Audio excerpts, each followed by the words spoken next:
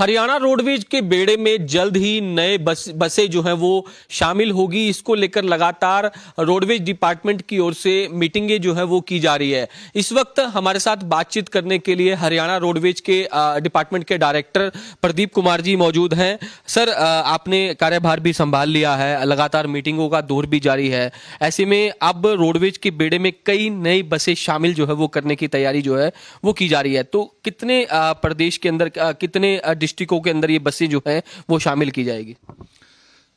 हरियाणा में क्योंकि 14 जिले एनसीआर में हैं, तो जो सुप्रीम कोर्ट में भी पोल्यूशन को कंट्रोल करने के लिए केस चल रहा है और commission on air quality management है दिल्ली में, CAQ, उन सभी की डायरेक्शन में हमारे को डायरेक्शन थी कि भी हम जितने भी BS4 बसेज हैं उनको BS6 में कन्वर्ट करें।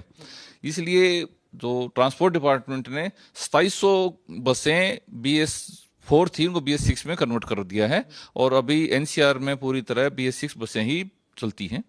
इसके साथ साथ सरकार की कोशिश है कि मैक्सिमम बसें जो एनसीआर में है वो इलेक्ट्रिक पे हम चलाएं। इसलिए 650 बसें, जिसमें से 450 हमारी ट्रांसपोर्ट डिपार्टमेंट की होंगी और 200 बसें जो 100 GMDA और 100 FMDA यानी फरीदाबाद और गुड़गांव जो एजेंसीज हैं GMDA और FMDA उनके लिए परचेज की जाएंगी। और कोशिश है कि जो हाई पावर परचेज कमेटी की मीटिंग होगी जनवरी में, उसमें ये फाइनल हो जाएगा। तो इस ढंग से 650 इलेक्ट्रिक बसें और परचेज की जाएंगी। इसके साथ साथ जो 10 हमारे म्यूनिसिपल कॉरपोरेशन सिटीज हैं उनमें कोशिश है सरकार की कि हर सिटी के अंदर 50 electric city bus service deploy की जाए। इस आधार पर हमने अभी 4 डिपो का जो डिपो बनना है, जिसके अंदर उनके मेंटेनेंस के लिए और रिपेयर के लिए भी शेड बनेंगे, उसके साथ साथ इलेक्ट्रिक चार्जिंग स्टेशन लगेंगे। तो ऐसे टेंडर भी फाइनल कर दिए हैं, जिसमें सोनीपत, करनाल, पंचकुला और अंबाला सिटीज हैं। तो वो भी अभी अलॉट वर्क हो जाएगा और जल्दी से काम शुरू हो जाएगा। तो फिलहाल सर, इलेक्ट्रिक बसें कहाँ का चल रही है? आगे इसको इंक्रीज करने का क्या विचार है? क्योंकि पानीपत, करनाल इस एरिया में तो चलाई जा रही है। आगे क्या टारगेट क्या है डिपार्टमेंट का कि किस तरीके से आगे इंक्रीज किया जाए? डिपार्टमेंट का प्रपोजल है और जो टारगेट है कि भी जो 10 सिटीज हैं, बड़े सिटीज, इन सभी के अंदर हर सिटी में 50-50 इलेक्ट्रिक बसें डिप्लॉय की जाएंगी, ताकि लोगों को सुविधा हो, जिसमें वो सिटी और उसके आसपास के 20-30 किलोमीटर के जो भी छोटे टाउन हैं उनसे उनको कनेक्ट करेंगे, ताकि लोगों को शहर में आने जाने में सुविधा रहे। तो इन सभी सिटीज के अंदर 50 बस डिप्लॉय की जाएंगी। जैसे अभी इमीडिएटली हमने ऑर्डर प्लेस कर रहे हैं, जिसमें पानीपत में 50 सबसे पहले शुरुआत हो जाएंगी।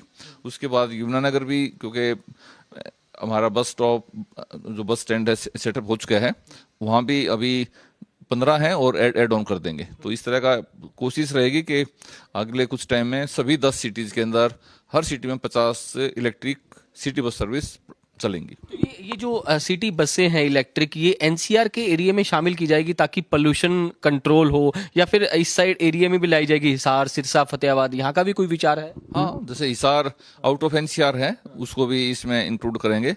तो मेन टारगेट है बड़े सिटीज को। तो बड़े सिटीज में इधर यमुनानगर भी है, उधर हिसार है, तो ये एनसीआर से बाहर होने के बावजूद भी बाकी एनसीआर के तो हैं ही हैं। गुड़गांव, फरीदाबाद, रेवाड़ी, सोनीपत, रोहतक और करनाल, कुरुक्षेत्र, ये सारे सिटीज हैं।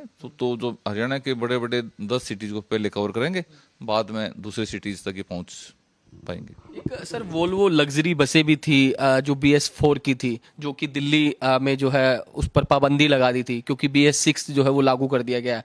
तो वोल्वो लग्जरी बसें भी खरीदने का कोई विचार कर रही है सरकार की? जिस तरीके से पहले जो चलती थी वो, हालांकि अब तो दिल्ली जा नहीं सकती, लेकिन उनकी जगह कोई नई और खरीदी जाए?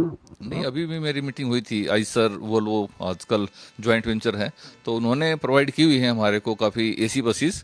तो AC बसेस हमने सभी सिटीज़ के अंदर डिप्लॉय की हुई हैं और उनका फ्लीट और एड ऑन होता जाएगा। तो कोशिश रहेगी कि लोगों को और अच्छी सुविधा मिल पाए। सर, फिलहाल बसों की कमी नहीं है। फिलहाल प्रदेश में कई बार सवाल उठते हैं कि जो है रोडवेज के बेड़े में जो बसें हैं वो कंडम हो चुकी है। फिलहाल स्थिति क्या है प्रदेश की? ये तो एक कंटिन्यू प्रोसेस है। जिन बसेस के किलोमीटर पूरे हो जाते हैं और टाइम पूरा हो जाता है तो उनको कंडेम करना ही होता है। उनकी जगह नई बसेस परचेज करते रहेंगे।